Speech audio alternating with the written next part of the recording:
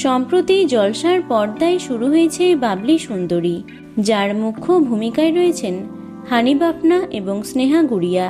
ইতিমধ্যেই এই ধারাবাহিকটি দর্শকদের কাছে বেশ জনপ্রিয় হয়ে উঠেছে। তবে এবার খারাপ খবরটি সামনে এলো।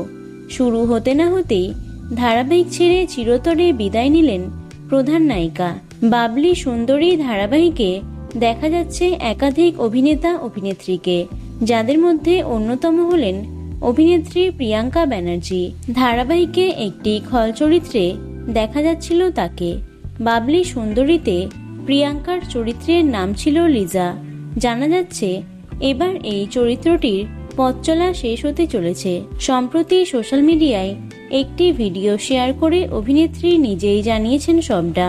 শ্রীনিকার সঙ্গে একটি ভিডিও পোস্ট করে প্রিয়াঙ্কা লিখেছেন, এত মিষ্টি মেয়েটার সঙ্গে আর দেখা হবে না, বাবলি সুন্দরী শেষ করলাম। সূত্রের খবর অনুযায়ী অল্প দিনের জন্যই ধারাবাহিকে এসেছিল লিজা চরিত্রটি, তাই না চাইলেও বিদায় জানাতে হয়েছে অভিনেত্রীকে।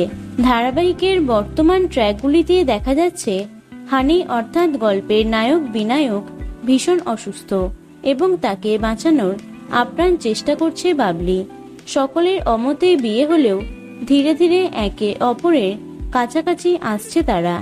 তো বন্ধুরা, বাবলি সুন্দরী ধারাবাহিকটি তোমাদের কেমন লাগছে অবশ্যই কমেন্টে জানিও।